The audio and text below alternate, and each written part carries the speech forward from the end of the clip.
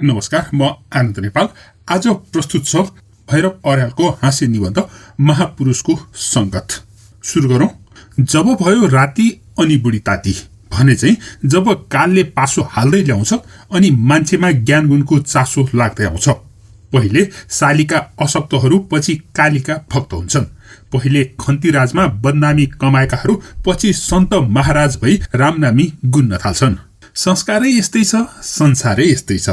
त्यसैले आफू पनि उस्तै, साठी नपुगुन्जेल पाठीको घिच्रो पनि निमोटियो, लाठीको तिग्रो पनि चिम्बोटियो। कसैको घाँटी अठ्याइयो त कसैको गाँठी जिप्ट्याइयो, कतै जोरै हात लम्काइयो त कतै सोरै भाइ छम्काइयो। जब आँट मर्दै र दाँत झर्दै आयो अनि बल्ल घट्टामा घाम लाग्यो, महापुरुषको संगत त गर्नै पर्ने। मर्ने बेलामा बुढाबाले भनेका थिए, अरू थोक नसके पनि महापुरुषको संगत त गरेछ है बाबु, ज्ञान गुण पाइन्छ, स्वर्ग जाइन्छ। तर महापुरुष पाउने कहाँ? यसै त देशको जनसंख्यामा स्त्रीको भन्दा पुरुषको संख्या कम छ। त्यसमा पनि लाहुरे भएर विदेशमै रत्तिएका, दाउरे भएर स्वदेशमै लत्तिएकाको के भाउ? यो बाहेक जति छन् तिनमा पनि जमानाको जाँतोमा सभ्यताको सातु पिन्दा पिन्दै जिङ्राएका छ्याउरे छन्। त्यसैले कुरै गर्ने हो भने यहाँ पूरा पुरुषको भन्दा लघु पुरुषको संख्या धेरै होला। महापुरुषको त कुरै छोडु। तैपनि पहिले हरेस खाएर त भएन। त्यसैले एक दिन बिहान टौवामा कौवा नबास्दै गौवाको बासी पानीले पूजा भुजा चामचुम पारेर निस्के म महापुरुषको संगत गर्न। हाम्रा फेक्का लम्बरी पण्डित पनि त महापुरुषै हुन्। उनको नामै मात्र हुँदा हुन् 108। कुराकानी गर्दा प्रत्येक वाक्यमा जोसन सो जोड्ने हुँदा कोही उनलाई जोसन सो पण्डित भन्थे। घिउ चिनी बिनाको खाना बोसीको दाना भन्ने उनको सिद्धान्त भएकोले कोही भन्थे उनलाई घिउ चिनी बाजे। यस्तै दाँत उछिटिएकोले केटाकेटीहरू दन्तुरे बा भन्थे त खुट्टो अलिक खोच्याउने हुनाले ठिटाठिटीहरू भन्थे खुन्तुरे बुढा। जसले जे भने पनि उनी थिए धर्मशास्त्रका नम्बरी पण्डित। जज साहेबका खोपीदेखि बाख्रे बुढीको झोपडासम्म सबै उनका जजमान, सबैका उनको सम्मान। त्यसैले श्री गणेशाय नम मैले पनि तोके उनीको दलान। बुढा जवा मर्दै हुन् त्यति सबेरै पुसको ठण्डीमा पनि मण्डी ओढेर चण्डी भडपट्याउँदै गोठमा भुसा काटिरहेका। मैले पाउलागी गरेपछि मण्डी फालेर रामनामी बेरिँदै चिप्लो स्वरमा सोधे, कताबाट जोसन्सो आइस् त नानी? तीर्थ व्रत जोसन्सो त केही आँटिनस्? मैले भने, मर्ने बेलामा केही ज्ञान गुण पाइन्छ कि भनेर हजुर जस्ता महापुरुषको संगत खोज्दै हिँडेको बा। बुढाले मलाई हप्काउँदै भने, मर्ने बेलामा त जोसन्सो रसदान गर्नु, वृषोत्सर्ग गर्नु, सप्ताह लाउनु, सय्यादान गर्नु पो पर्छ त जाबा। दान बिनाको ज्ञान जोसन्सो मकै बिनाको घान जस्तै हुन्छ, बुझिस्? उनी मलाई बुझाउँदै थिए। नजिकै बाँधेको भैँसीले गोबर लटपटिएको पुच्छर हल्लाउँदै बुढाको मुखैमा छ्याप्प हानिदियो। हत्त नपत्त रामनामीले दारी पुछे। अकस्मात हाच्छ्यौं आएर तमाकुका धुवाले धैँस्याएका जुङ्गामा नागपुरे पालिस थोपरिदियो। त्यही बेला एकजना गाहकी गोरु खोज्दै उनैको गोठभित्र आइपुगे। जुङ्गा मुसार्दै बुढाले भने, हिजो एकजना पिसाच कहाँ जोसन्सो सत्यनारायणको कथा भन्न गएको, अमिलो ट्वाक्क दही जोसन्सो खान दिएर रुगा जोसन्सो लागिसक्यो। गाहकीले यतिन्जेल गोरु हेरिसकेकोले मोलमोलाई चल्न थाल्यो। बुढाले एकैचोटि कुरा सिद्ध्याउन खोज्दै भने, शास्त्र जोसन्सो बाहुनले गाई गोरु जोसन्सो नबेच्नु भन्ने लेखेको छ। त्यसैले 50 दिन्छौ भने लैजाऊ जोसन्सो, नत्र म गोरु बेच्दिन। गाहकीले साह्रै बुढो भएकोले 45 देखि दिन नसक्ने राय प्रकट गरेपछि बुढाले च्याठिएर कुरा थपे, अलि बुढो भए पनि जोसन्सो गुजरातीको खच्चड हो कसो नानी? आफ्नो मुखतिर ताकेर सही मागेपछि मैले पनि बोल्नै पर्यो भनिदिए। यस्ता ऋषि जस्ता महापुरुषले पनि 5 रुपियाँको निम्ति झुठो बोल्छन्? गोरु जातकै हो, गाहकी भन्दै थियो। यो गोरुको पनि दारी जुङ्गा हुँदो हो त बाजे जस्तै ऋषि देखिन्थ्यो होला। यो सुनि रन्किएर बुढा भैँसीलाई भुसा कोच्याउँदै उच्च स्वरमा चतुश्लोकी भागवत पाठ गर्न थाले। म चाहिँ जुरुक्क उठेर हिँडे घरतिर। ढुङ्गो खोज्दा देउता मिले चाहिँ सच्चा महापुरुष त आफ्नै पिँढीमा पो प्रकट भएका रहेछन्। सोझो मनले चिताएपछि त चिता म पुर्याउँछु भन्छ रे दैवले, नत्र त पशुपतिपुरका स्वामी मेरो झुप्रामा कसरी प्रकट हुन्थे? उनका पनि नाम त थुप्रै थिए। सन्तान नभएका आइमाईलाई सन्तान हुने जन्तर बाँध्नमा प्रख्यात भएकोले धेरै उनलाई सन्तान गिरी भन्थे। तर कोही चाहिँ बाली उठाउन घर घर हिँड्ने हुँदा फटाफटानन्द भन्थे। त कोही पार्टी प्रचारमा गाउँ गाउँ चाहने हुँदा चटपटानन्द पनि भन्ने गर्थे। वास्तवमा उनको सक्कली नाम थियो स्वामी सद्गुणानन्द सरसात्रोपाध्याय। उनको खानकी जग्गाको सानो टुक्रा आफूले पनि कमाएकोले आफ्नो त साखै टल्सिङ पनि। महापुरुष प्रकट हुनाको कारण खोतल्दै थिए। उनले बोलीको कुरा झिकेर आफैलाई हपार्न थाले बा। आङमा गेरुवा रेशम, हातमा बेरुवा औँठी लगाएका महात्मालाई मैले तिर्नुपर्ने 5 पाथी थानको त्यत्रो मोह। तैपनि मैले आफ्नो मनको बह फोएँ, ज्ञानको निम्ति रोएँ। अनि आफ्ना महापुरुषार्थहरू उनले मलाई निकै सुनाए। एउटा मोहीले 2 पाथी कोदो बुझाउन ल्याएको थिएन रे। उनको पालो घरैमा गएर त्रिशूल चखाइदिएपछि थुरथुर कामेर भोलिपल्टै ल्याए रे। एकपटक सेठ कहाँ उनले यसरी गीताको प्रवचन गरेरे कि त्यो प्रवचन सुन्दा सुन्दै मुग्ध भएर एउटी आइमाई उनको काखैमा लड्न आइपुगे रे। यसबाहेक उनले कतिपल्ट आफ्नो हातमा आइसकेको मन्त्री पद छोडेर जनताको सेवा गर्न गुटी बिर्ता सद्वर्धन परिषद खोलेको र आगे साल जिल्ला पञ्चायतको चुनावमा लडेर आफ्नो संस्थाकै अधिवेशन गर्न आँटेको कुरा पनि बताए। उनको पुरुषार्थ सबै सुनेपछि मैले पनि उनको संस्थामा सदस्य हुने भाका राखी दही चिउरा खुवाउँदै बालीको कुरा छल्न खोजे। तर हिँड्ने बेलामा उनले भने, ज्ञान लेना है तो कल धान लेके आइए, नै तो महियानी मिलेगा दूसरे को। यसरी दुईतिरबाट निराश भएपछि मैले निश्चय गरेँ गोपी गुरुकै गोडा किन नसमातु। सक्कली महापुरुष उनी पो त। राधाको चाहिँ सिउँदो, रुक्मिणीको चाहिँ अलख, टुपीमा अत्तर, जुङ्गामा कलप, गालामा सिक्री, गलामा फाँ, गुरुजीको पहिरन धोती र दोसाला। कलीमा जन्मेर मात्रै अलि लीला बढ्न सकेन। द्वापारमा जन्मेको भए कृष्ण लीलामाथि उपर कृष्ण हुन्थे होलान् हाम्रा गोपी गुरु। दरबारै भने पनि हुने उनको कुटीमा पुगेपछि आफू त वृन्दावनमा पसेको मुसो जस्तै अक्क न बक्क भए। अघिल्तिर कन्या साथमा सधवा, पछिल्तिर सयौं बुढी र विधवा राखेर गोपी गुरु सुनाउँदै रहेछन् गोपिनीको चिरहरण। मैले सम्झे एउटी आइमाईलाई मान्ने हामी त पुरुष गइन्छौँ भने यतिका आइमाईले पत्याएका गोपी गुरुलाई महापुरुष नभन्ने को? पुराण सकिएपछि गुरुको चरण बिन्दमा आफ्नो अभागी पुरपुरो टेकाउँदै मैले भने, म एउटा ज्ञानको भोको महापुरुषको संगत गर्ने धोको लिएर आएको छु हजुर। पुराणका भेटीघाटी बटुलेर पोको पार्दै गुरुले भने, लौ सधैँ यहाँ र भक्त भक्तिनीको सेवा गर्नु। गुरुको आज्ञा हुनासाथ एउटा भक्तिनीले मुच्याएको फरिया दिँदै मलाई भनिन्, यति पछारेर ल्याइदिनुहोस् त बुढाबा। मलाई जङ चलिसकेको थियो, तैपनि सुनेको नसुने गरेर चल्दिएँ। अनि मलाई लाग्यो जसको धन धान्य उही सर्वमान्य। जाउँ कालु साहु कानै, ऊ पनि त महापुरुषै हो। अस्तिसम्म नालुको जुत्ता लाएर आलु बेच्न जाने तालु खुइलिएको कालु साहुलाई अहिले ठालु भयो भन्दैमा महापुरुष कसरी भन्नु भन्ने तर्क पनि आउला। तर ऊ लघु पुरुष हुँदो हो त लक्ष्मीले कसरी पत्याउँथिन्? स्वाट भएर अरूलाई लछार्ने भए पनि, ट्वाट पिएर सडकमा पछारिने भए पनि क्याट हुने मान्छे महाजनै गनिन्छ। उसको क्याट कताबाट कसरी बटुलियो भन्नेतिर किन सोचिरहँ? यसरी भित्रका कुरा खोतल्यो भने कसको के देखिन्छ के। घरमा पुग्ने बित्तिकै साउजीले चुरोट टक्राउँदै सत्कार गरेर छोराछोरीले पैसा उडाइदिए भन्ने दुःख पनि प्रकट गरे। अनि कुरै कुरामा आफ्नो कुराको बासा खेल्न नपाउँदै उनले साउती गर्दै भने, म चाहिने जो तपाईका आउँदै थिएँ, चाहिने जो म बद्री दर्शन गर्न चाहिने जो जाने अठोट गरेको छु, चाहिने जो पशुपतिको जात्रा सिद्राको व्यापार भन्दछन्, चाहिने जो 2-4 केटी पाए, चाहिने जो लिएर जाउँ भनेको, चाहिने जो अचेल उतातिर केटीको भाउ चर्को छ भन्ने सुन्छु, चाहिने जो बाजेले यताउति 2 केटीलाई चाहिने जो नोकरी लगाइदिन्छु भनेर ल्याइदिनु भए, चाहिने जो मिलेको आधा गरौँला। साउको कुराले त म छक्क परे। मेरा महापुरुष फेरि भन्दै थिए, चाहिने जो सोझो औँलाले घिउ आउँदैन, चाहिने जो यत्रो श्री सम्पत्ति, चाहिने जो आलु बेचेर मात्र अथवा चाहिने जो कुटो कोदालो गरेर मात्र चाहिने जो कमाएको ठान्नु भएको छ, चाहिने जो लक्ष्मीको ध्यान गर्नेले चाहिने जो मौकामा गाई पनि मार्नुपर्छ, भाइ पनि मार्नुपर्छ, चाहिने जो बिरालीको घिउ बेचेर भए पनि, बुहारीको जिउ बेचेर भए पनि चाहिने जो ढुकुटी भर्नुपर्छ बाजे यसकालमा। साउका यी कुरा सुनेर झन विरक्ति आए मलाई। अनि सोचे, अब यस्ता थोत्रा थोत्री केलाउन नलागु भाइ, खोजौं जमाना अनुसारको महापुरुष। यही विचारले रातभरि गम्दा गम्दै महापुरुष ठहरिन गए मिस्टर ड्याल बो। उनका बाबु थिए गणपति दाहाल।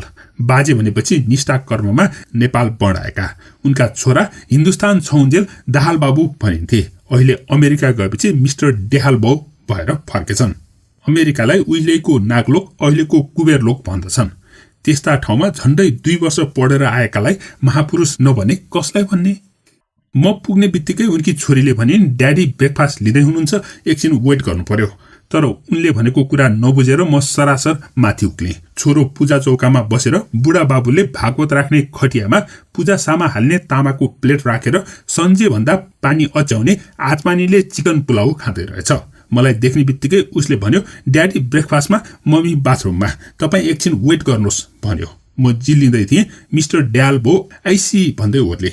ससाना केटाकेटीलाई पनि अङ्ग्रेजीको राम्रो तालिम दिएकोमा म धन्यवाद प्रकट गर्दै थिएँ। उनले भने, मेरो आइडिया छ, चिल्ड्रेनलाई चाइल्डहुडदेखि नै नेप्लिज ल्याङ्ग्वेज बोल्नै नथिएर इङ्ग्लिस बोलाउँदै लान पाएपछि यिनको प्रोनाउन्सिएसन करेक्ट हुन्थ्यो। सबै कुरा नबुझे पनि मैले बिचबिचमा हजुर भन्न चाहिँ छोडिन। त्यताबाट थाले उनले अमेरिकाको वर्णन। सडक, पर्खाल, रेस्टुरेन्ट, चियाको कपदेखि लिएर टेलिभिजन र टेलिस्टारसम्मका वर्णन सिद्ध्याएपछि दुःख प्रकट गर्दै उनले भने, के गर्नु र, यहाँ एउटा हिटर र एउटा रेफ्रिजरेटर पनि पाइन्न। नेपाल एउटा कन्ट्री नै होइन, बुझ्नुभयो? मैले ठाडो उत्तर दिएँ, बुझेँ। अनि उनले नेपाललाई उन्नतिशील गराउने हो भने यी योजना बनाउनुपर्छ भनी आर्यघाटमा बाँध बाँध्नेदेखि लिएर चाँगुको ढिस्काबाट रकेट उडाउनेसम्मका उनका योजना सुनाए। 2 घण्टा अमेरिका महात्मा, 2 घण्टा आफ्नो पुरुषार्थ, 2 घण्टा योजना, 2 घण्टा स्वदेश र संस्कृतिको निन्दो चर्चो, 2 घण्टा अरू फाटफुट कुरा गरिसकेपछि उनले भने, आइसी, तपाईँ किन आउनुभएको थियो सोध्नै बिर्सेछु। त्यही बेला उनकी नयाँ दुलहीले चिया ल्याइहालिन्। फेरि चल्यो दुलहीको परिचय, किन र कसरी ल्याइयो भन्ने विवेचना। उनी रहेछन् इन्डो अफ्रिकन केटी। पहिले कता एयर होस्टेज थिइन् रे, पछि पहिलो लभरले धोका दिएकोले कुन चाहिँ 3rd क्लास होटलमा बसिरहेकी। देशी दुलही भएकीले एउटा धम्बर धुसको छोरो नाफा पनि आएको रहेछ उनलाई। यी सबै कुरा सुनेपछि आधुनिक महापुरुषको सङ्गत पनि ज्ञानमुनकै हुने रहेछ भन्ने ठानी आफ्नो नखोलिकन म फर्केँ। फर्कँदै थिएँ, नयाँ सडकमा हात समाउन आइपुगे चरुचुच्चे काजी। अघि महापुरुष खोज्न मान्छे पशुपतितिर जान्थे, अचेल नयाँ सडकमै जस्तो खोज्यो उस्तै मान्छे पाइन्छन्। झन् उनको त स्थायी अस्थायी दुवै ठेगाना नयाँ सडक भनिदिए हुन्छ। चुच्चे चुच्चे अनुहारका चरुचुच्चे काजीलाई नचिन्ने मान्छे बिरलै होलान्। उनी के हुन् त भन्ने भन्दा पनि के होइनन् त भन्ने प्रश्न पहिला उठ्छ। नेता होइनन् भनौँ, कतिवटा पार्टीको प्रचार मन्त्री चलाइसके। अभिनेता होइनन् भनौँ, 4वटा नाटकमा विदूषकको पाठ खेल्ने उनै। कवि होइनन् भनौँ, कवि सम्मेलनमा उनकै डाको ठुलो। विद्वान होइनन् भनौँ, जुन बेला भेटे पनि उनी ट्युसनमा जान लागेको भन्छन्। यति मात्र होइन, बुझकटमा पनि उनी यतिसम्म थिए कि ओटु टोलदेखि गुच्चा टोलसम्म ककसको घरको हालत के छ, ककसको ल्याकत के छ, सबै उनलाई सधैँ कण्ठस्थ। बोलकट पनि यति थिए कि आफू बोल्न लागेपछि बिग्रेको रेडियो चाहिँ 4 घण्टासम्म एकनास भटपटाइरहन्थे। अब यस्तो बहुमुखी प्रतिभा सम्पन्न मान्छे भेटाएपछि म अर्को महापुरुष खोज्न कहाँ गइरहँ भन्ठानेर मैले भने, ओहो काजी, म तपाईँलाई खोज्दै हिँडेको। काजीले फुरुक्क परेर भने, लौ त, उसो भए 1 कप चिया खुवाउनुहोस्। गङ्गाजलले सूर्यलाई अर्धे भने चाहिँ महापुरुषलाई 1 कप चिया को नखाउँदो हो। रेस्टुरेन्टमा पुगेपछि उनले चिया मात्र होइन, चाउचाउ, चमचम, चप, चिकन आदि 14 थोकको अर्डर गर्दै गफ छाड्न थाले। आफ्नो साइकलको ट्युब पड्केदेखि लिएर हिरोसिमामा अणुबम पड्केको गफसम्म छाँटिसकेपछि उनले भने, तपाईँले किन भेट्न खोज्नुभएको हो कुन्नी? मलाई अहिले मन्त्रीकी छोरीलाई पढाउन जान बित्यो, कृपया भोलि यसै बेला यतैतिर भेट्नुहोला। उनको चाला देखेर एकछिन त म जिल्लै परेँ। तर महापुरुषलाई एक पेट मजैसँग आफ्नो पैसाले खुवाउन पाएकोमा सन्तोष पनि लाग्यो। उनी हिँडिसकेकाले पैसा सैसा तिरेर बाहिर निस्केको साइकल चोर भनी कराउँदै सबै दगुर्न थाले। एकछिनपछि हुलमा पसेर हेरेको त आफ्नै महापुरुष पो साइकल चोरमा पक्रिएछन्। एकपटक त माया पनि लाग्यो, तर के गर्नु, फुटपाथमा साइकल अड्याएर किनमेल गर्न लागेकी एउटी महिलाकै साइकल उडाइदिएछन् चरीचुच्चे काजीले त। महापुरुष ठानेको मान्छेले कुदाउनै परे पनि कमसेकम मर्दाना साइकल त कुदाउनु पर्थ्यो। हेर विचित्रता भन्ने सम्झँदै आधा रातमा घर पुगे। अघि पछि भएको भए त्यस बेलासम्म भात कुराए बापत बुढी पन्यु लिएर झम्टन्ती होली, तर अहिले त महापुरुषको सङ्गतमा लागेको उसलाई थाहै थियो। कहिलेकाहीँ जहानबाट पनि महान कुरा निस्कन्छन् भन्थे। नभन्दै घरकी बुढीले एउटा जड कुरो कि महापुरुष खोज्न पनि लुकुरेले केटी खोजे चाहिँ जहाँ पायो उही लर्खराएर हुन्छ, पस्नुपर्छ सिंहदरबार। कुरा ठिकै हो, पढे गुनेका र देखे सुनेका जति बटुलिने ठाउँ सिंहदरबार बराबर अन्त कहाँ होला र फाइफुर्ती राज मन्त्रीदेखि सुइखुट्टी दास पालेसम्म उही पाइन्छन्। त्यसैले होला मर्न आँटेको स्याल पनि सिंहदरबारभित्र पस्यो भने एकछिनलाई सिंहै बनेर गर्जन्छ भनी अनुभवीहरू भन्छन्। त्यस्तो ठाउँमा पुगेपछि महापुरुष पाइन्न कि भन्नु त स्वर्गमा देवता पाइन्नन् कि भन्नु जस्तै असम्भव शङ्का हो। त्यसैले आनाकाने कौने कुरा नहेरी भोलिपल्ट पसे उही। पस्न त पसिहाले, तर कता कता सरदार साहेबको दारीमा बसेको जुम्रा चाहिँ घरि यता घरि उता गर्दा गर्दै आधा दिन त्यसै बित्यो। अलकापुरीमा कुन देवता कुन जनता भने चाहिँ सबै बडे बडे मानका टेबल अगाडि राखी गजवक्त्र गणेश चाहिँ गजक्क परिरहेका छन्। अब कुन चाहिँ महापुरुषलाई समात्ने हो? तै अजिङ्गरको आहारा दैवले पुर्याउँछ भने चाहिँ एउटा कोठामा झुलुक्क देखिए हुके सुब्बा। हुन त उनी अहिले सुब्बा मात्र होइन, सुब्बाभन्दा माथिका उप सुब्बा भइसकेका थिए। तर उहिले सिमसिमे मन्त्रीको पालामा उनको हुक्का समातेर सेवा गरे बापत एकैपटक शुभाङ्गी पाएकोले अझै उनलाई भन्थे हुके सुब्बा। हातमल्ल र हस बोल्नमा उनको नाम चार भन्ज्याङभरि प्रख्यात थियो। त्यसैले आफ्ना लोकदेखि ससुराली लोकसम्म हुके सुब्बा आएपछि गरिब गुरुवा राणी विधवा सबै थर्कमान हुन्थे। कमाई पनि घागडान जमाई पनि घागडान भएका यस्ता साहेबलाई छोडेर अर्को महापुरुष को खोजिरहोस् भनी म पुगेँ उनकै अगाडि। तर कुर्सीमै तेर्सिएर स्वप्नलोकमा पुगेका रहेछन्। अफिसर जस्तालाई अफिसमै निराय कसरी भन्नु? हुनसक्छ मध्यकालीन समाधिमा थिए हुनन्, महापुरुष न ठहरिए। त्यसैले समाधिमा बाधा पारिदिनु ठिक छैन भनी म ठडिएरै कुरिरहेँ, उनी तेर्सिएरै घुरिरहे।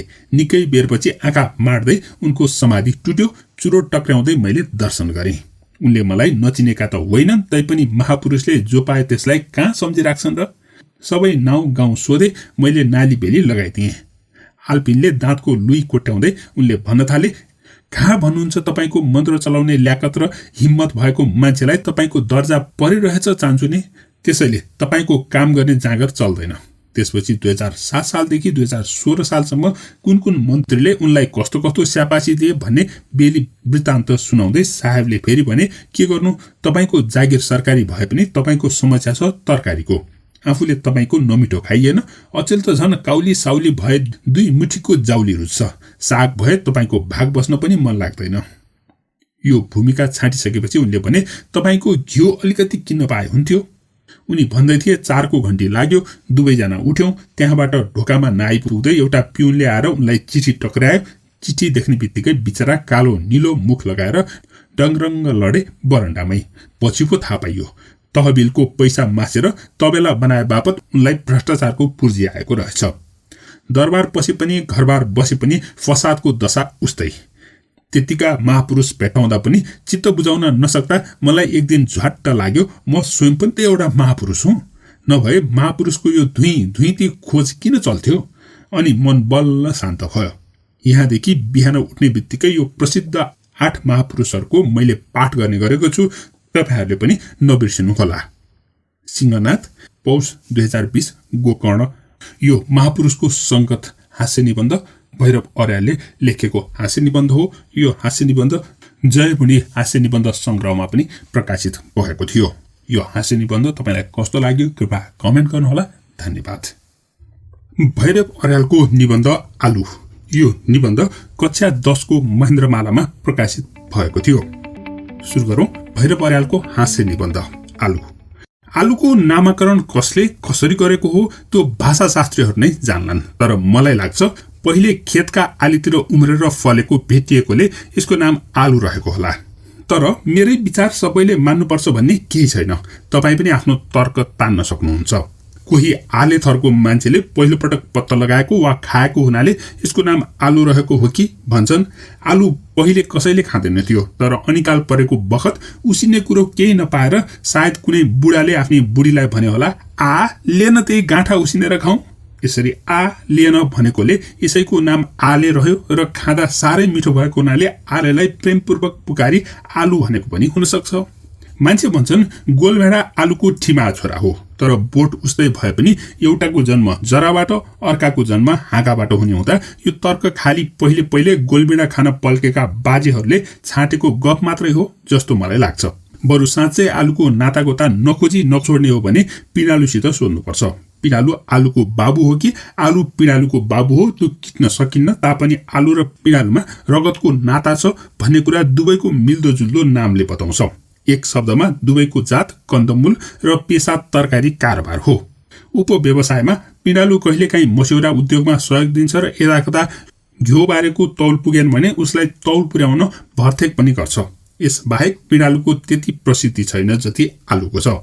पेलिएर, उसिनिएर, पकाइएर, साँधिएर, तरिएर, चप, पकौडी, कटलेट आदि विभिन्न परिकारमा परिणत भएर जुन बेला जस्तो चाहियो त्यस्तै बन्न सक्ने आलुको व्यक्तित्व साँच्चीकै नेपाली बुद्धिजीवीको जस्तै बहुमुखी छ।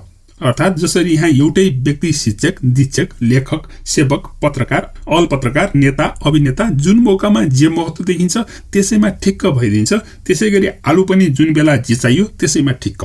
ढिँडोलाई शीतन चाहियो, आलु ठिक्क। भुजा रुचाउनु पर्यो, आलु नै ठिक।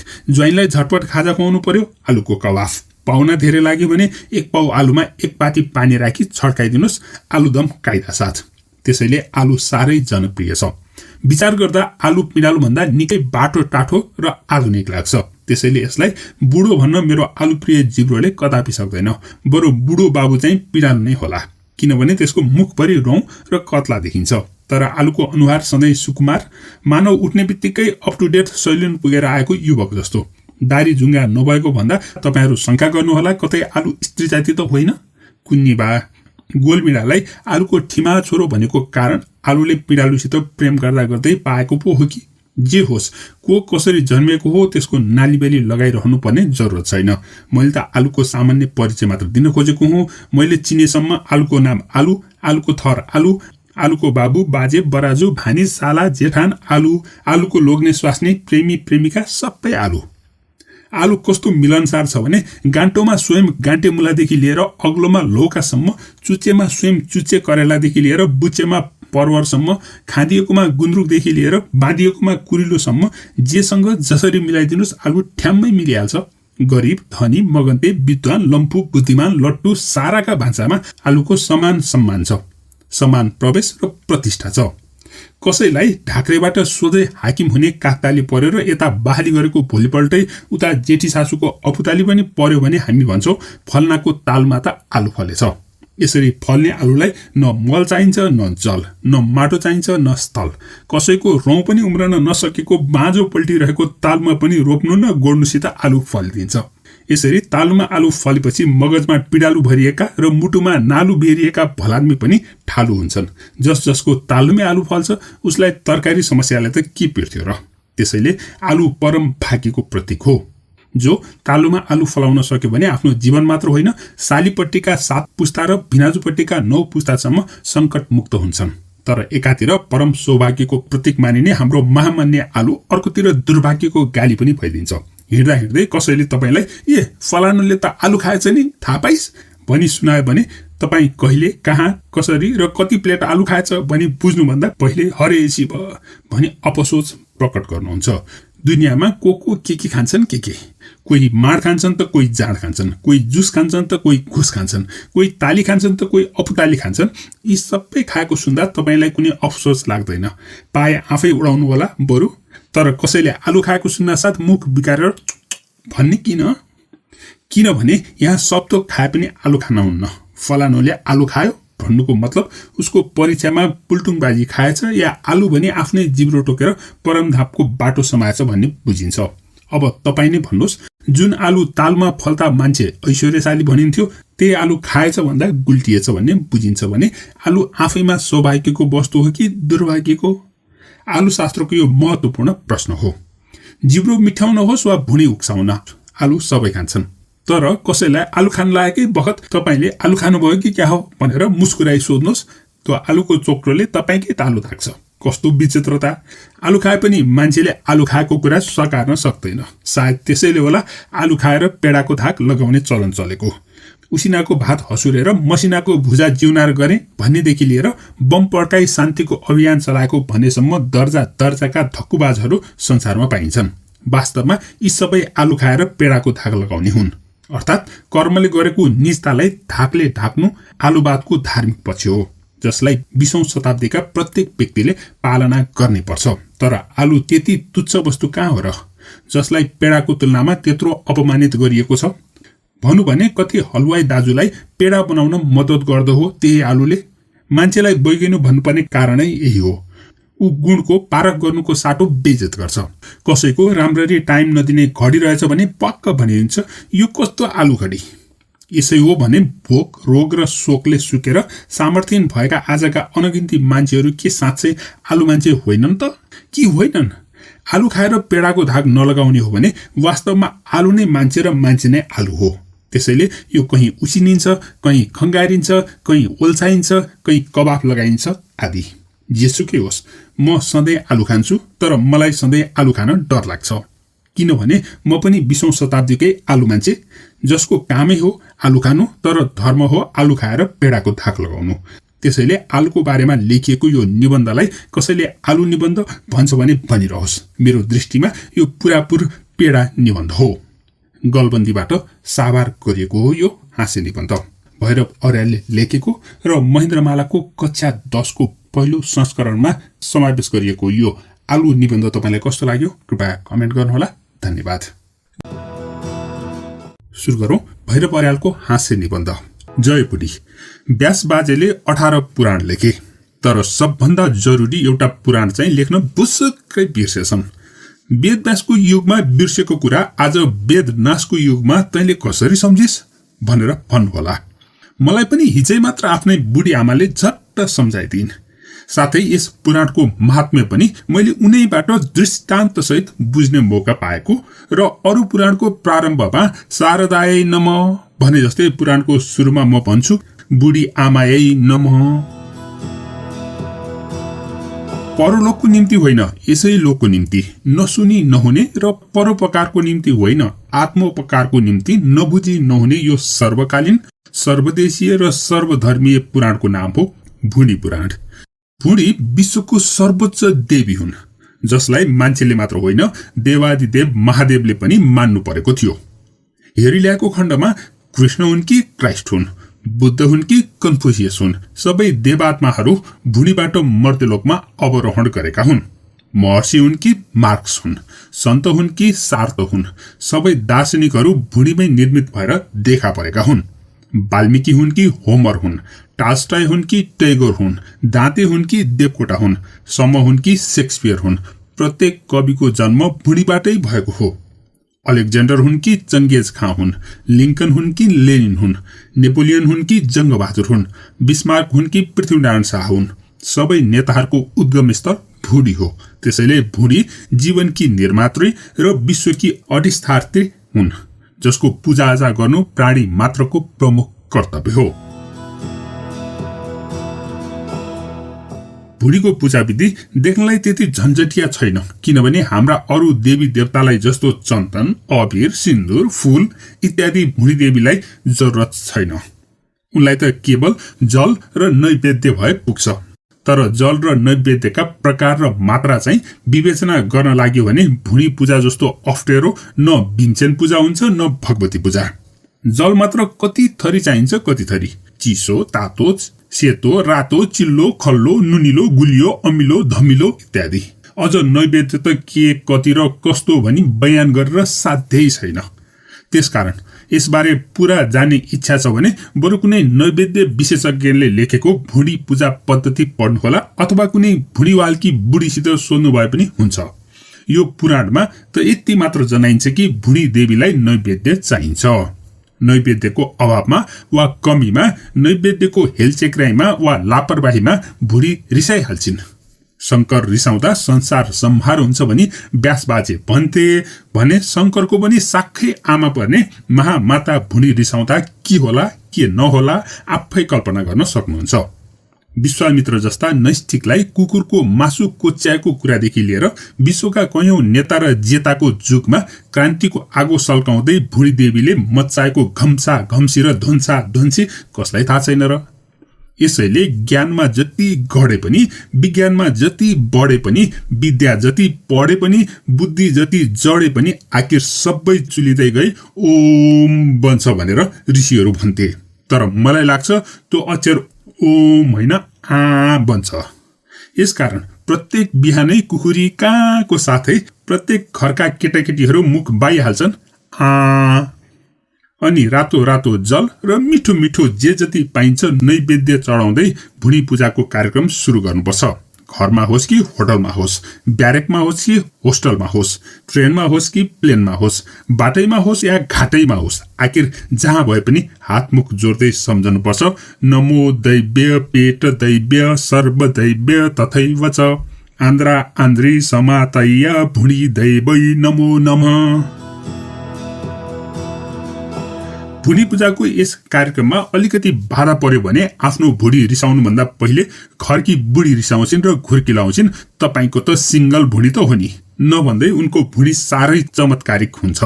आखिर गनेर ल्याउँदा बुढाबुढीदेखि बुढाबुढीसम्म सिंगा भुँडी र बुढीको भुँडी भित्रको भुँडी समेत जोडी प्रत्येक घरमा सालाखाला 7.5 भन्दा कम भुँडी पाइन मुस्किल छ। अनि कतिको भुँडी पूजा कतिपल्ट गर्ने? त्यसैले कोही कोही गुनासो गर्छन् भुँडी पूजाको झन्झट नहुँदो हो त म के न गर्थे। हो पनि मान्छेलाई त्यो झन्झट नपरेको भए ऊ सत्यवादी हुन्थ्यो, सदाचारी हुन्थ्यो, अणुबम बनाउने खर्चले समुद्र पुर्थ्यो, आकाश उतार्थ्यो। तर मलाई लाग्छ यी केवल धाकै मात्र हुन्। भुँडी नभएको भए मान्छे सुत्थ्यो, कुम्भकर्ण सुते चाहिँ, अनि जंगल जंगलै रहन्थ्यो, मान्छे जंगलभित्रै हुन्थ्यो। सबैलाई थाहै छ भुँडी स्वयं परमेश्वरी भएकोले प्रत्येक प्राणीमा उनको अंश नभएको हुँदैन। अर्को शब्दमा प्रत्येक व्यक्ति भुँडीको एक अवतार हो। उसित सानो होस् या ठुलो होस् एउटा भुँडी हुन्छ। त्यसैले मान्छे उखान गर्छन् जहाँ जान लागे पनि भुँडी सँगसँगै जान्छ। नभन्दै गोसाईथान जाने यात्रु हुन् वा अन्तरिक्षका यात्रु हुन्, सबैले सबभन्दा पहिले भुँडी जोहो गर्नै पर्छ। कोही राष्ट्रसङ्घीय काममा लागेका होस् या कोही मल सोहर्न लागेको होस्, मुख्यतः सबैलाई भुँडी पूजाले नै प्रेरित गरिरहेको हुन्छ। गधा चाहिँ लादिन परोस् वा गाई चाहिँ दुहिन परोस्, कुकुरले चाहिँ दैलो दैलो ढुक्नु परोस् वा लाटो कोसेर चाहिँ रातभरि जागराम बस्नु परोस्। एन केन प्रकारेण भुँडी पूजा गर्न सकिएन भने घरबार सब पुरपार पारी कि रानी पोखरी ताक्नुपर्छ कि डाँडो काट्नुपर्छ। आखिर सत्य कुरा यही हो। एन केन प्रकारेण उदरम परिपूरयत। सबैले थाहा पाएका छन् यही भुँडी पूजाको लागि हाम्रा कैयन पुर्खाले परचक्रीको दैलो कुरे, हुक्काको नलीदेखि बन्दुकको नालीसम्म बोके। अझै कैयौं बुढिया र दुलही नानीहरू भुँडीको पूजामा खोज्न निस्केका आफ्ना छोरा र दुलाहरूको प्रतीक्षामा आँखा तान्दैछन्। कसैले त भनेको प्रत्येक प्राणीमा भुँडी देवताको अंश हुन्छ। अर्को शब्दमा प्रत्येक भुँडी मिलेर देश र समाजको विशाल भुँडी बन्छ र विशाल विशाल पनि जुड्दा भुँडीको विराट रूप बोध हुन्छ। उस्तै र उत्रै भए पनि प्रत्येक भुँडीको बेग्लै आयतन हुन्छ र नैवेद्य ग्रहणका तरिकाहरू विभिन्न किसिमका हुन्छन्। यस दृष्टिले हेर्ने हो भने भुँडीलाई मुख्यतः 4 भागमा वर्गीकरण गर्न सकिन्छ। तीमध्ये पहिलो छ हाँडी घोप्टे भुँडी। सकेसम्म अरू साराको भाग आफ्नै भुँडीभित्र घोप्ट्याएर दुनियाँलाई भुँडीवादको सिद्धान्त लागू गर्न हाँडी घोप्टे भुँडी सधैँ हाँडी जस्तै मुख बाहिरहेको हुन्छ। कर्म न कुकर्म, शर्म न बेशर्म, धर्म न अधर्म, कुनै कुराको छ्यान विचार नगर्ने हुनाले नैवेद्यका ठूला ठूला स्रोतहरू हाँडी घोप्टे भुँडीकै सामु घोप्टिन पुगेका छन्। दोस्रो छ घ्याम्पे भुँडी, जो हाँडी घोप्टे भुँडी भन्दा अलि सानो भए पनि स्वभावमा भने प्राय उस्तै उस्तै हुन्छ। तेस्रो हो टाकन टुकन भुँडी, जसलाई नैवेद्य जुटाउन सत्रतिर दारा निच्याई टाकन टुकन नगरी हुँदैन। यिनको अतिरिक्त अर्को छ ठण्डाराम भुँडी, जो प्राय खोक्रै रहन्छ। हाँडी घोप्टे र घ्याम्पे भुँडीले खङ्गारेका यी ठण्डाराम भुँडीहरू यहाँ मात्र होइन, पृथ्वीको भुँडी भरि ठाउँ न ठहर धोको न रहर भन्दै भकुण्डी रहेका छन्। कति बानरको फौज धपाइन्छन् भने कति भेडाको भावमा खरिदिन्छन् पनि। भुँडीको नैवेद्यको लोभले भुँडीवालका जुनसुकै शर्तमाथि नाकको टुप्पोमा कालो दलेर ल्याप्चे सही गर्नुपर्दा कति टाकनटुकन भुँडीहरूले हाँडी घोप्टे भुँडी चाहिँ हाउडे भुँडीमा पस्नु परेको थियो। यी कथाहरू सम्झेर सम्झि नसक्नका छन्। एसिया अफ्रिकाका कैयन टाकनटुकन भुँडीहरूले अझै पश्चिम फर्केर भवती भवती गहुँ मे देही भनी प्रार्थना गर्न छुटेको छैन। सबलाई थाहा छ 20औं शताब्दीको विराट भुँडीले सुरसाको मुख बनाएको छ। मान्छे हनुमान झै आकाश पाताल सहारेर कति नै ठूलो आङ फुलाओस्, भुनीको बढ्दो आयतनको अनुपातमा उसको शक्ति सामर्थ्य हात्तीको मुखमा जिरा हुन्छ। कसलाई थाहा छैन र? भुनीकै लागि समुद्र तरेका भारतीयहरू भुनीकै भाग नपुगी लङ्काबाट लर्काइँदैछन् भने भुनीकै पिरलहरूले जुग जुगदेखि ब्रह्माको मुलुक पसेका नेपालीहरू भुनीकै समस्याले बर्माबाट फर्काइँदैछन्। भुनी पूजाका लागि मान्छेले के सोच्यो, के सोचेन, के गर्यो, के गरेन बयान गरी साध्य छैन। सुरुमा काँचो तरुल र भ्याकुरले भुनी पूजा गर्ने मान्छेले आज पृथ्वीको कुनै छेउलाई बाँझो रहन नदिई हलो चलाई नैवेद्य फलायो। तर एकले अर्कोको अस्तित्व आवश्यक नठान्दा भुडी भुडी भकुरा भकुर गर्न थाले। बोलियो भुडी घ्याम्पे भए, घ्याम्पा घ्याम्पा जुधे, कोही हाँडीगप्टी हुन पुगे त धेरै जसो ठण्डाराममै भकुन्डिए। आखिर अरबौं ठण्डाराम भुनीहरूले रुन्चे स्वरमा चिच्याउनु पर्यो, भुनी पूजा हुन्छ भने सबैको हुनुपर्छ। फलस्वरूप मार्क्सले भुनी पूजाको समान पद्धति सोचे। भुनीवालहरूले उनलाई उडाए, तर आखिर कतिपय देशका ठण्डाराम भुनीहरूको ध्यान त्यता नगई छोडेन। यसै गरी करोडौं ठण्डाराम हाँडीहरूले भारतमा सर्वोदयको सपना देखे भने लाखौं ठण्डाराम हाँडीहरूको उचित पूजाको लागि नेपालले भूमि सुधारको योजना लागू गर्न परिरहेछ। तै पनि हाँडी घोप्टेर घ्याम्पे हाँडीहरू न्यार न्यार ङुर ङुर गर्दै भर्सेलीबाट भग्नु परेका बिरालो झैं नाक बजाउँदैछन्। तर नैवेद्यको जोरजामका लागि कसिएका 95% भुनीहरूको माझमा न्यू खोज्न लाग्यो भने उनीहरूको जुगानु जुगदेखि टन्किएको भुनीले मादल र दमाहा झैं बज्नुपर्ने कुरा स्वतः सिद्ध भइसकेको छ। कुराको जरो यही हो। मैले यो भुनी पुराण पनि भुनी देवीकै उपासनाको लागि लेखेको हुँ। जुन दिन भूमि सुधारको महामेला सकिएर खोजे जस्तै गरी सबैले भुनी पूजाको सौभाग्य पाउलान्, त्यसै दिन व्यास बाजेका 18 पुराणमा 19औं महापुराणको रूपमा मेरो भुनी पुराण नजोडिएला त। जय भुनी, जय भुनी। यो थियो भुनी पुराण जय भुनी। प्रस्तुत छ हास्य निबन्ध जय भोलि। पर्सीको हिजो र हिजोको पर्सीलाई भोलि भन्छन्। समयको अनन्त गति यसरी भूत र भविष्य दुवैतिर उस्तै सन्धि नातो लाउने हुनाले आजभन्दा भोलि ज्यादै जनप्रिय छ। भोलेनाथको झोली जस्तो भोलिको आशामा मानिस बाँच्छ, केही गर्छ र भोलिको निम्ति केही साँचेर मात्र मर्न चाहन्छ। आज थाकेको मानिस अनेक थरी सपना तुन्दै भोलिको निम्ति निदाउँछ र भोलिपल्ट बिउजदा उसको भोलि आज बनेको हुन्छ। फेरि ऊ अर्को भोलिको निम्ति दगुर्छ। मानिस जति जति दिनका पत्र पल्टाउँछ उति उति उसको भोलि सर्दै सर्दै पर जान्छ र आखिर भोलिलाई नभेट्दै मानिस मर्छ। त्यसैले भोलि साँच्ची एउटा ईश्वर हो जसलाई मान्छे पछ्याउँदै जान्छ। ऊ चाहिँ पर पर तन्कदै जान्छ र ऊ जतिसुकै पन्छिए पनि मानिस भोलिको भक्त छ। उसको मुखमा राम राम झैं सधैँ झुन्डिरहेको हुन्छ भोलि। त्यसैले आजको काम भोलिलाई थाती राख्नु हाम्रो संस्कृति हो। आफ्नो संस्कृतिलाई उल्लङ्घन गर्न कसले सक्छ? साँच्चै भनौं भने पूर्वी दर्शनको सबभन्दा ठूलो विशेषता हो भोलिवाद। हाम्रो दर्शन आज बाँचुन्जेल दुःख गर, भोलि मरेपछि मुक्ति पाउँछौ भन्छ। तर दर्शनको भनाइ र मानिसको गराइ कहाँनिर फरक पर्छ भने दर्शन भोलिको निम्ति आज गर भन्छ, मानिस डेढ अक्कल लगाइदिन्छ। भोलिको निम्ति गर्ने भएपछि आज किन गरिरहनु, भोलि नै गरे भइहाल्छ नि। अनि निस्किन्छ आधुनिक भोलिवाद जसका अनुयायी तपाईँ हामी सबै छौं। भोलिवादको श्री गणेश कुन बेला कसको पालादेखि कसले सुरु गर्यो त्यो किट्न सकिन्न। तर हेरी ल्याउँदा नेपाली समाजमा भानुभक्ता भन्दा अघिदेखि नै यसले खुट्टो घुमाएको बुझिन्छ। उनले एकपटक साह्रै दिक्दारिएर भनेका थिए, भोलि भोलि हुँदैमा सब घर बितिगो बक्सियोस् आज झोली। कसो हामी भाग्यमानी रहेछौं र हाम्रा आदिकविलाई झोली बोकेर वनतिर पस्नु परेनछ। उनको यो घुर्कीबाट हामी बुझ्न सक्छौं भोलिवादी सिद्धान्तका प्रणेता कुनै महर्षि या आचार्य थिएनन्। यो त निसाबको ठूलो घरमा बसेर बेहिसाब गर्न खोज्ने उहिलेका जर साहेब, काजी साहेब, हजुरिया साहेब यस्तै कुनै फसी टाउके बाहेक साहेबनीहरू हुँदा हुन सक्छ सरस्वतीको तानाबाना बोकेर दक्षिणा फर्काउँदै दुनियाँ छकाउने गुरुजी, पण्डितजी, वैद्यजी इत्यादि जीहरू मध्ये नै कुनै थिए कि?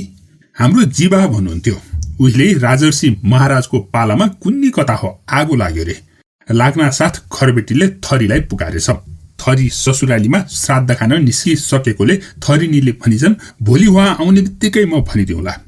भोलिपल्ट बिहान एक चिलिम तमाकु पनि राम्रो ननिखारिकन थरीजी पुलिस चौकीमा पुगेछन्। तर चौकीका हवलदार छुट्टी लिएर हिँडिसकेछन्। घरतिर सिपाहीले सोही बिहोरा बताई थरीलाई भोलि आउने आज्ञा दियो। भोलिपल्ट चौकीले खबर दियो र त्यसको भोलिपल्ट थानामा खबर पुग्यो। थानाले गोसवाराले हजुरियालाई खबर गर्दा गर्दै श्रीतिन महाराज कहाँ 3 महिना 3 दिनपछि तातो बिन्ती चढ्यो कि फलाना ठाउँमा आगो लाग्यो। 13वटी नानीहरूसँग जिस्किरहेका श्रीतिनज्यूले लो भोलि सम्झाउनु भन्ने हुकुम दिए। भोलिपल्ट मुखारीको मौका पारी हजुरियाले डराई बिन्ती बिसायो। सरकार फलाना ठाउँमा आगोले सिद्ध्याएछ। काखीमा अत्तर छिट्न लगाउँदै श्रीतिनबाट तातो हुकुम भयो, लो भोलि नै निभाउन लगाइदिनु। हिजो आज जस्तो टेलिफोनको व्यवस्था त्यतिखेर पनि भएको भए त्यस्तो हुँदैन थियो कि भन्नुहोला। तर मानिसलाई भोलि बादले छोएपछि टेलिफोनका बाबुको पनि केही लाग्दो रहेनछ। अस्ति मात्र एउटा कुरा सुन्नुहोस्, मेरी एउटी नातेदार महिलाज्यूलाई प्रजा बढाउने व्यथाले अँठ्याएछ। तपाईलाई थाहा होला नि, अघिका जस्ता हिँड्दै ब्याउने दराईमा कहाँ छन् र अचेल। पाउने 2 महिना अघिदेखि भुँडी छाम्दै डाँको छोड्दै कन्न थाल्छन्। त्यसमाथि पनि यिनी त थिइन् पहिला बेते, त्यसैले अस्पताल नपुर्याए त कुरै थिएन।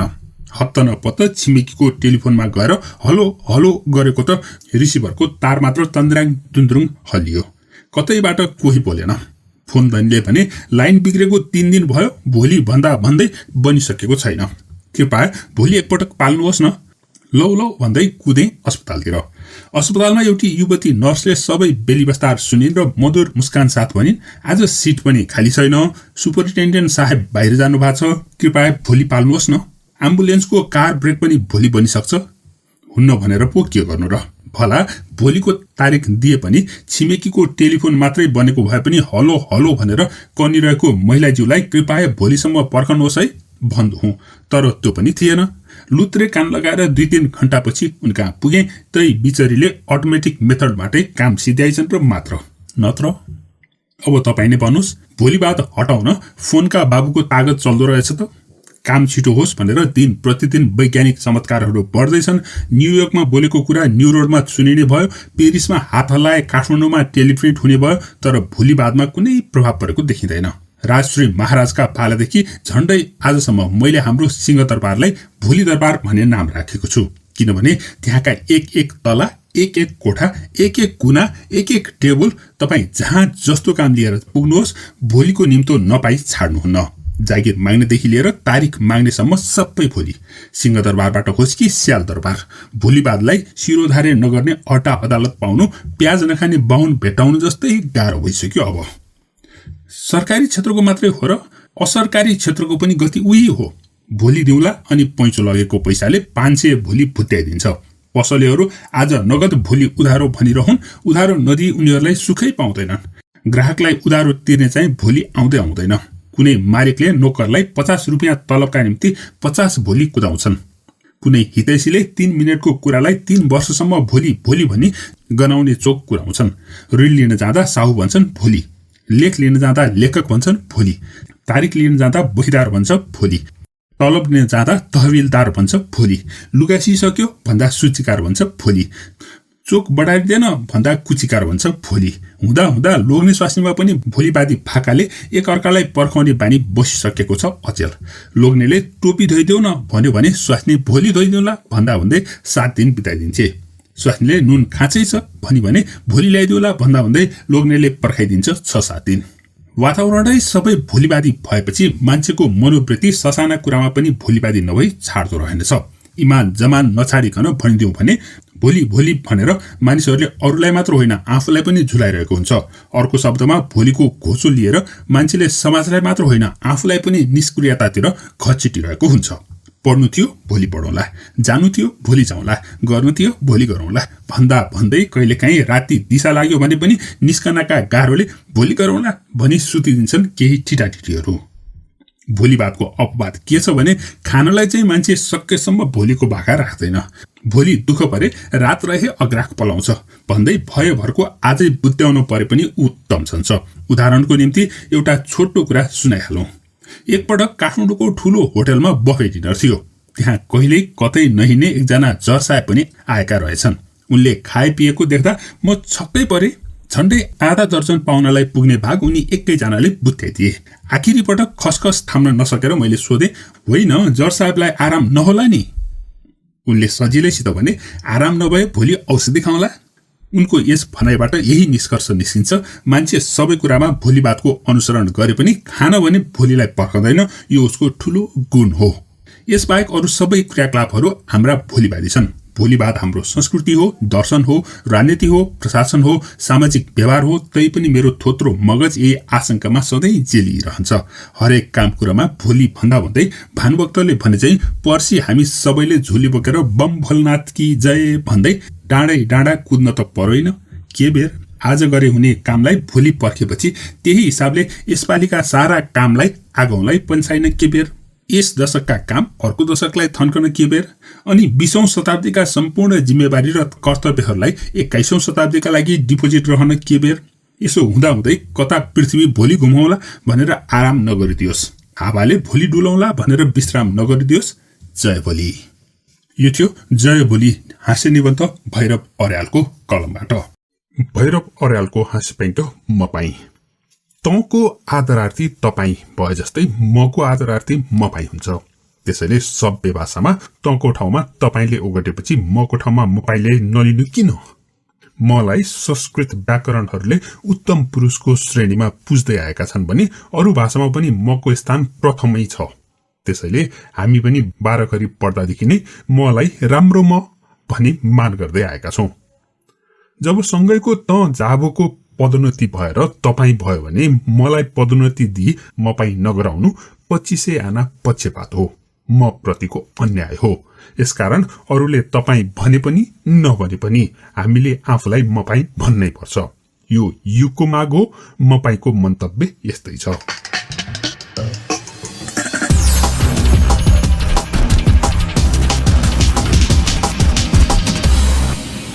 मपाई शब्द सुन्दा नयाँ जस्तो लाग्छ, तर यसको भाव भाषाभन्दा पनि जेठो र इतिहास भन्दा पनि बुढो छ।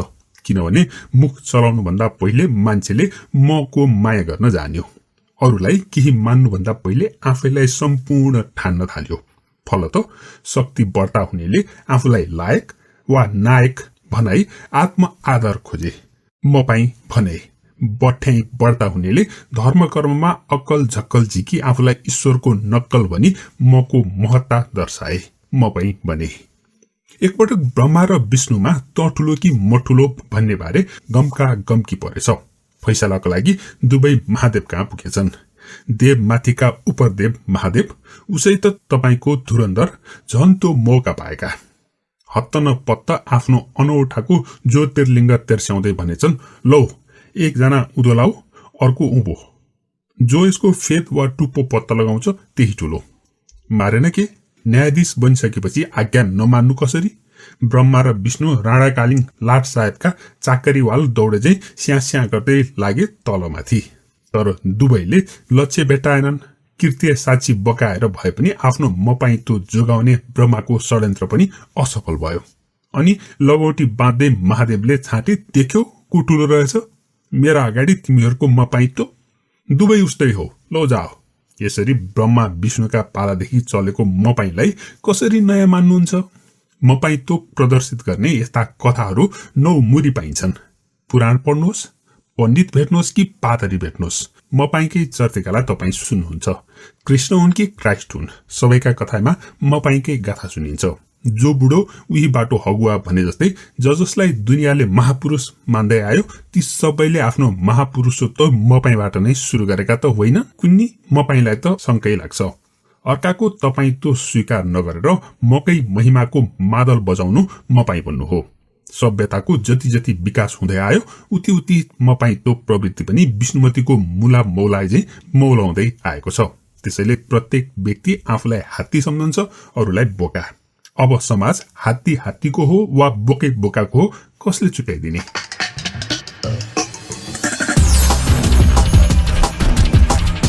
अर्को शब्दमा मपाइतो एउटा नशा हो। यसले लट्याएपछि ककटेल पार्टीका श्रीमानहरूले चाहिँ अब मपाईहरू एक अर्काका बीच ठक्कर खान र चर्किन थाल्छन्। सम्झनु भएन?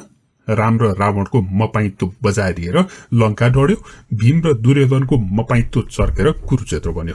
यस्तै मपाईको चर्काचर्कीमा हिरोसिमामा एउटा बम पड्क्यो र जर्मनी खड्गीज्यू कहाँको बनेल बन्यो। हिरण्यकशिपुदेखि हिटलरसम्म, अलेक्जेन्डरदेखि एडमबर्डसम्म, बाबरदेखि बबरसम्म कसले आफूलाई मपाई भनेन? तर के गर्नु, सबै मपाई ठोकिए। बरालिने पोइको खाटमुनि गुण्डाका मुन्टा टाउका जुझे झैं।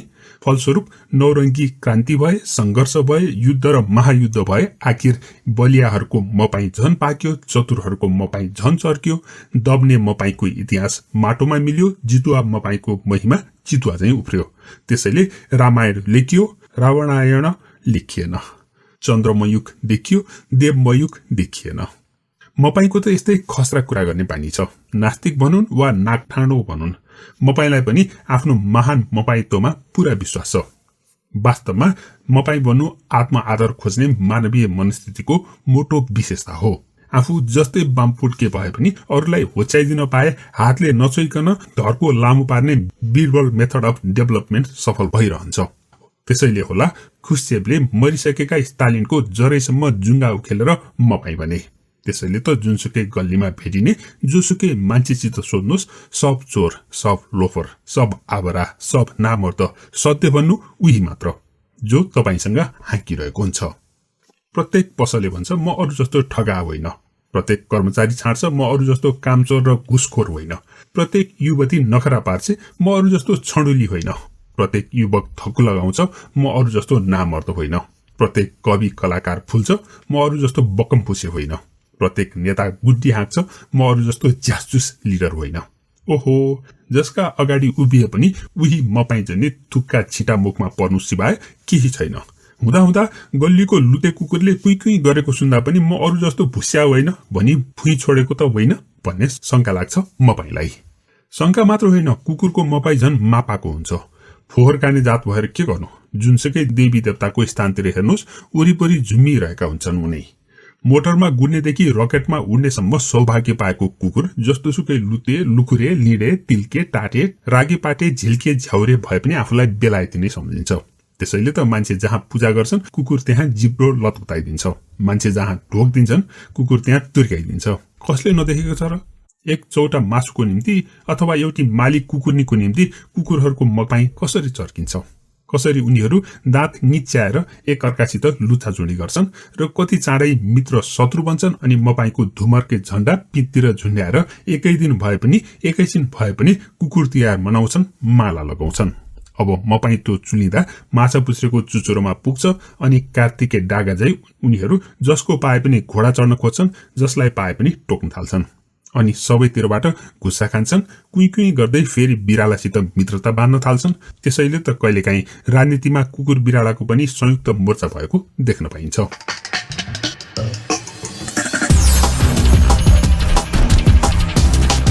मपाई न धार्मिक दृष्टिले पाप हो, न कानूनी दृष्टिले अपराध। मागेर खानेदेखि मातिएर खानेसम्म सबैलाई आफ्नो महिमा गाउने मौलिक अधिकार छ। त्यसैले त अचेल जसले आङदेखि टाङसम्म रङ्गीचङ्गी प्वाख जडेर आफ्नो महत्ता दर्शाउन सक्छ त्यो महान हुन्छ। कामले नसके कुराले, दिमागले नभ्याए सुराले जसरी भए पनि आफ्नो महत्ता बढाउनु पर्छ। अनि स्वास्नीले नुन किन्न पठाउँदा नुन भन्दा त चुन सेतो रहेछ बुढी भन्दै चुनको पोको गोजीमा हालेर आउने भलादमीले पनि चतुर चन्द्रको उपाधि पाउन सक्छ। युग मपाईको हो, त्यसैले युग अनुसारको आवाज हुनुपर्छ। आफ्नो सरहनी आफैले गर्नुपर्छ, अरू कसले गरिदिन्छ? हाम्रा साहित्यकारहरूले पनि यो कुरा छर्लङ्ग बुझेका छन्। त्यसैले कोही आफूलाई शेलीको सालो ठान्छन् त कोही मिल्टनको मामा। कुनै पनि सभा सम्मेलन वा समारोहमा जानुहोस्, कर्के छड्के हावभावका साथ मञ्चमा उभिने चाहिँ कवि वा वक्ता सुनाइरहेको हुन्छ मपाई महिमा। सुन्नेहरू चाहिँ खासखुस खासखुस गर्दै सुनाउनेलाई 3 कौडीमा पनि नगनी आफआफ्ना महत्ताका महिमा गाइरहेका हुन्छन्। यसै क्रममा सम्मेलन सिद्धिन्छ। अरूले लेखेको पनि पढिदिउँ, अरूले बोलेको पनि सुनिदिउँ, अरू पनि तपाईँ हुन् भन्ने प्रवृत्ति कसैमा छैन। किनभने यो नामाकरणको बेला हो, कामाकरणको होइन। मपाई धेरै थरीका हुन्छन्। कसैलाई उपाधि मपाईले छोएको भोलिपल्टदेखि नै उनीहरू शंका गर्न थाल्छन् के दुनियाँमा म जतिको पढैया र बढैया अर्को कोही होला त? कसैलाई पगरी मपाई लागेको हुन्छ। ओहदामा पुग्ने बित्तिकै उनीहरूका आँखा सबैलाई हल्कारा देख्छ। त्यस्तै कोही जहानिया मपाई हुन्छ र कोही घरानिया मपाई। कसैलाई मोहनी मपाईले सताएको हुन्छ। बाटाघाटामा, अड्डा अदालतमा, कार्यालयमा वा विद्यालय महाविद्यालयमा जति पनि युवती देखिन्छन् सबैका आँखा उनीहरू आफैपट्टि फर्केको देख्छन् र साथीहरूसँग भुइँ छाड्छन्। मलाई देख्न साथ सबै युवती मोहित हुन्छन्। किन होला? तर युवतीले उसको गालाको चाउरी हेरेका हुन् वा गलाको गाँड हेरेका हुन्, उसलाई सुइकै हुँदैन। यस्तै केही चुइया मपाई हुन्छन् जो पेट मार्नु नै आफ्नो पुरुषार्थ सम्झन्छन्। कोही फुइया मपाई हुन्छन्, घर बन्दकी राखी पार्टी जमाउँछन्। यस्तै कोही हुन्छन् टपर टुइया मपाई, उनीहरूलाई एकै थोकमा मात्रै मपाईत्व प्रदर्शन गरेर हुँदैन। चढ्नेमा रिक्सादेखि रकेटसम्म, पढ्नेमा पिनासको कथादेखि प्याराडाइज लस्टसम्म, चिन्नेमा चोरदेखि चर्चिलसम्म, किन्नेमा रिबनदेखि रेडियोसम्म इत्यादि सबैतिर उत्तिकै महत्ता प्रदर्शन गर्नु टपर टुइया मपाईको मूलभूत विशेषता हो। मपाई त छँदैछन्, अझ त्यस्ताको मपाई रमाइलो हुन्छ जसलाई कसैले झुकिएर पनि तपाईँ भनिदिँदैन। बिचाराहरू आफ्नो महत्ता देखाउन टोपीको चुचोदेखि जुत्ताको टुप्पोसम्म झिलिक्क पार्दै दिनभर मूल सडक चक्कर मार्छन्। सिउन लागेको सूचीकार देखे पनि, पिउन लागेको जड्या देखे पनि हलो भन्दै हात मिलाउँछन्। एक दुईवटा फिल्मी गीत गुनगुनाएर उसको ध्यान तान्नु खोज्छन्। जब कसैले पनि वास्ता गरिदिँदैन, घरमा गएर स्वास्नीलाई हकार्छन्, बुझिस मलाई दुनियाँले कत्रो सम्मान गर्छ, तर तै जैरी मात्र मेरो महत्ता बुझ्दिनस् बाबै। यस्ता पुग्न पुछारका मपाईहरू जति धेरै भए मपाईलाई चाहिँ उति रमाइलो लाग्छ। किनभने भेट हुन साथ ओहो तपाईँ जस्तो भनिदिएपछि कमसेकम भोजन वा सिनेमाको निम्तो पाइहालिन्छ। कोही यस्ता अभागी पनि हुन्छन्, खुवाउँदा प्याउँदा पनि प्रशंसा पाउँदैनन्। त्यस्ताको मपाई यसरी बटारिन्छ कि अर्थ न बर्थको धोक्रो फुलाएर तीन धोक्रो रिस मनमा खोजी मनमा नै आफ्नो प्रशंसा गर्न थाल्छन्। सबै त जस्तै छुसी हुन् त भन्नुहोला तपाईहरू, तर अचेल तपाईँ निम्टो भएर मपाई झन् झुसी नपत्या तपाईँ नै भन्नुहोस्। यो सिङ्गो लेख पनि एउटा मपाईत्व प्रदर्शन नै न हो?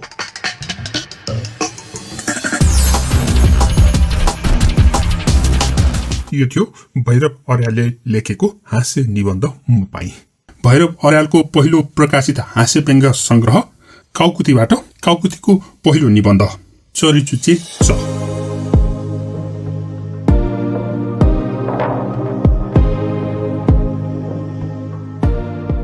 हो मान्छे विचित्र छुच्चा भए, चौपट्ट लुच्चा भए।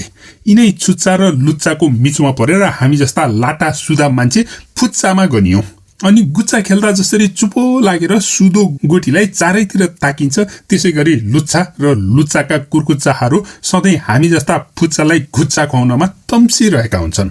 हुँदा हुँदा छुच्च्याई र लुच्याई नजान्नेहरूले अब बालुवाको लुच्याई पकाएर खाए मात्रै हो, नत्र निर्वाह गर्न मुस्किलै छ। छुच्चा र लुच्चाको आबादी किन यसरी बढ्यो त? सवाल सजिलो छैन। कोही लक काट्छन्, आणविक उन्नतिले दानविक प्रवृत्ति बढ्यो।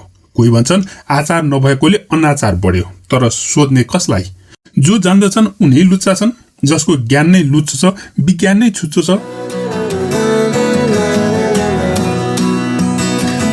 त्यसैले मानिसहरूका शिक्षा दीक्षा राजकाज घर काज किनमेल हेलमेल काम कृति माया प्रीति सारामा छुच्च्याई र लुच्याईले राज जमाएको छ। सबैतिर साँठगाँठ मिलाउँदा मिलाउँदै अचेल मानिस जति पढ्दै र बढ्दै जान्छ उति छुच्चो र लुच्चो हुँदै गएको देखिन्छ। बरु सच्चा कुरा निस्कन्छन् आफू जस्तै फुच्चाबाट। त्यसैले म भन्छु छुच्चा र लुच्चाको संख्या बढ्नु चुच्चाको प्रभाव हो।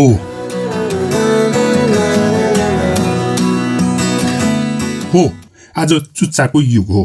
पहिले पहिले सुगा मैना कोइली जस्ता चराका चुच्चालाई मात्र चुच्चा भनिन्थ्यो र तिनकै महत्व थियो। तर अचेल प्रत्येक मानिस चुच्चा प्रिय छन्। उनीहरूको सभ्यता चुच्चाधारी छ। युवकहरू टाईको टुप्पो घुच्याएर लतार्छन् भने युवतीहरू केसको जुरोदेखि लिएर जुत्ताको एडीसम्म पनि चुच्याएर युवकहरूको चित्त ठुङ्न खोज्छन्। यो चुच्चाधारी सभ्यतामा छोराले बाबुसित पनि छुच्याई गर्नुपर्छ, स्वास्नीले लोग्नेसित पनि लुच्याई गर्नुपर्छ, नत्र साथी संगतिका अगाडि उनीहरूको फेसन बुच्चो हुन्छ, रहनसहन किच्चो हुन्छ र चुच्चा चुच्चीको जमघटमा आफू किच्चा भई अपहेलित हुनुपर्छ। त्यसकारण अचेलका केटाकेटी 12 करी पढ्दा सबैभन्दा पहिले चिन्छन् चरी चुच्चे च, जसको त्यति लामो चुच्चो देख्दा देख्दै गुरु चाहिँ मुख बुच्चे म लाई राम्रो म भनी सिकाउन खोज्छन्। अनि गुरु चेलाको मत मिल्दैन। वास्तवमा भनौँ भने वेदको ओम जस्तै सामान्य अक्षर अचेलको चरीचुचे च हो। किनभने रात दिन नखाई नहुने चिया, चुरोट, चुस्की जस्ता अमृतमय अम्मलहरू चरीचुचे चबाट नै उठेका छन्। अब यिनको तलतलले मान्छे तुलबुलाउँछ अनि ऊ बाबुको बगलीदेखि स्वास्नीको थैलीसम्म छाम्न पुग्छ। यसबाट सफल हुन नसकेमा उसले अनेकौं चाखलाग्दा जुक्ति बुद्धिको साधनामा लाग्नुपर्छ।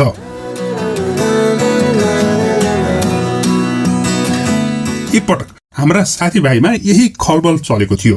चिया, चुरोट, चप, चुस्की र चलचित्रको गर्जो टार्ने कसरी? नेपालका युवकहरूको आर्थिक स्थिति यही हो। इलम उद्योगको सोच छैन, बोझ खानै पर्ने, बोझ राख्नै पर्ने। खेती गरौँ कोदालीको बोझ, व्यापार गरौँ किनबेचको छोच। अब खोज गरेर भए पनि जागिरै खान पाएन हो अलिकति मोज हुने, त्यसमा पनि स्यास श्रेष्ठको बोझ र दिनहुँ हाजिर नभई नहुने झोज आइपर्छ। अब के गर्ने? त्यसैले एक दिन एउटा कुरा उठ्यो, बरु एउटा पार्टी खोलौँ, चन्दा उठाउन थालौँ। अर्को साथीले भन्यो, त्यसो किन नि, एउटा पत्रिका चलाउने भनौँ, वार्षिक ग्राहक बनाउँदै जाउँ, वर्ष दिनमा एउटा निकालिदिउँला, अरू त च्वाम भइहाल्छ नि। नभए स्कुल खोल्ने या अस्पताल बनाउने बिङ्गा लगाएर चन्दा उठाए पनि भयो। त्यसै माग्न जाउँ भने सुटेड बुटेड लबिदारको इन्सल्ट भइहाल्छ। चन्दा भनेपछि त न माग्नेले लजाउनु पर्छ न त दाताले रिसाउनुहुन्छ। चन्दा यो 20औं शताब्दीको चतुर्यहरूले आविष्कार गरेको प्रजातान्त्रिक ठग पद्धति हो। चरीचुच्चे चबाटै उठेको न हो। त्यस दिनदेखि कोही ठगिकन जेल जान नपर्ने यस्तै प्रजातान्त्रिक उपाय अपनाउन लागे। कोही यसका कुरा उता उसका कुरा यता गर्दै चुक्लीको पुरुषार्थ गर्न लागे। कोही ठुला बुढाको पुच्छर समाती तरकारीको झोलादेखि लिएर सरकारी ब्यागसम्म बोकी चाकरी गर्न लागे। कोही चिप्ले किरा जस्ता नरम भएर चिल्लो घसी चाप्लुसी गर्न थाले। म थिएँ 3 न 13को तिल्काने। चप्पलको चपेटाले चौरिएको कुनै प्रेमी झैं चौबाटामा लर्खराएको लर्खराई भए। चाकरी, चुक्ली र चाप्लुसीको पुरुषार्थ गर्ने साथीहरूको नाक चुचिँदा माछा पुछ्रे हिमालको चुचुरो जस्तो भइसक्यो। तर आफूलाई 4 पैसाको चटामरी, 4वटा गेडा चना कसैले पत्याउने होइन। अब तपाईँ नै भन्नुहोस्, चरीचुचे चको महत्व कत्रो रहेछ? छकाउने र फकाउने, झुलाउने र फुल्याउने, लकेट्ने र झपेट्ने, खचेट्ने र सङ्गेट्ने, यी सबै यसै चुच्चाका देन नहुन्?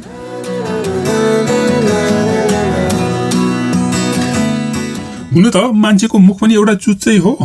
भन्न मात्रै हामी त्यसलाई चुच्चो नभनेर चोसो भन्छौँ। 4-5 महिनाको बालकलाई काखमा लिएर आमा चाहिँले बड कतै भनेर हक्काइदिन्छ अनि बालक चोसो पसारेर रोइदिन्छ। उसको चोसो देखेर सबै मुग्ध हुन्छन् र चोसो हेर्नकै लागि बालकलाई जिस्क्याइरहन्छन्। यसबाट मानिस कति चुच्याइ प्रिय हुँदो रहेछ भन्ने थाहा हुन्छ। हुँदाहुँदै आखिर सबैलाई त्यही चोसाले पिर्छ। बालक दुध चोरेर खान्छ, पिटौँ कि चोसो पसारिदिन्छ, अनि माफ दिन करै लाग्यो। उसको खेलौना वा उसको घरको केही चिज कसैले उठायो भने हेर बाबु तिम्रो लग्यो भनी बालकलाई जगाइदिन्छ र ऊ चोसो पछारेर आफ्नो माल कसैलाई लान दिँदैन। यसरी बालकदेखि नै लुच्याइ र चुच्याइको तालिम मान्छेले आफ्नो चोसाको माध्यमबाट पाउँदै आएको हुन्छ। त्यसैले अचेल कसैलाई फुर्काउनु पर्यो भने अलिकति गुलियो चटाएर चोसो मुसारिदियो, कसैलाई धम्क्याउनु छ भने गनाउने मुख लगाएर चोसो पछारिदियो, सिद्धिहाल्छ।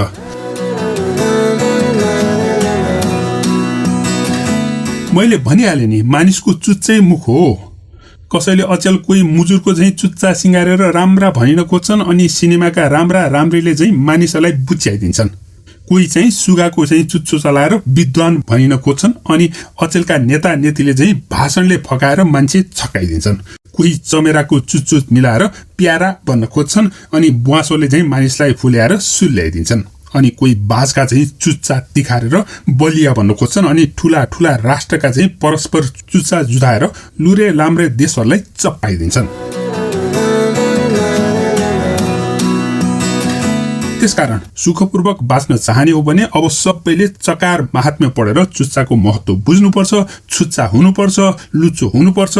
नत्र हामी जस्ता लुरकुच्चा फुच्चाले खिच्चाको बच्चा चाहिँ चुच्चा र लुच्चाका बुर्कुच्चाको खुच्चा खाँदै निच्च परि टुकुच्चाको उच्चा पर्खालबाट हाम फालेर एमोलकतिर सुई कुच्चा ठोके हुन्छ। यो थियो चरीचुच्चे च हाँस्य निबन्ध भैरव बर्यालको। यो हाँस्य निबन्ध तपाईँलाई कस्तो लाग्यो कृपया कमेन्ट गर्नुहोला। धन्यवाद। परालको निम्ति कल्चौडाको दूध बेच्छन् गाईहरू, परालको निम्ति कल्चौडाको दूध बेच्छन् गाईहरू, श्रृङ्गारको निम्ति सबथोक बेच्छन् देखे सुनेका माईहरू। नेपाली विषयमा एमए साहित्य रत्न र संस्कृत विषयमा मध्यमासम्मको अध्ययन गरेका अर्यालले पत्रकारिता पनि गरेका थिए। उनले सर्वप्रथम विक्रमसम्म 2009 सालमा नयाँ जीवन शीर्षकको एउटा कविता रचेर लेखन यात्रा सुरु गरेका थिए। उनको पहिलो रचनाको रूपमा विक्रमसम्म 2013 सालमा नवनिर्माण शीर्षकको एउटा कविता प्रकाशित भएको थियो। उनका हास्य कृतिहरूमा जयभुनी सबैभन्दा चर्चित रहेको छ। चाराको निम्ति गीत बेच्छन् मिठो बोल्ने सुगाहरू, नाराको निम्ति सबथोक बेच्छन् पढे लेखेका कति गुङ्गाहरू।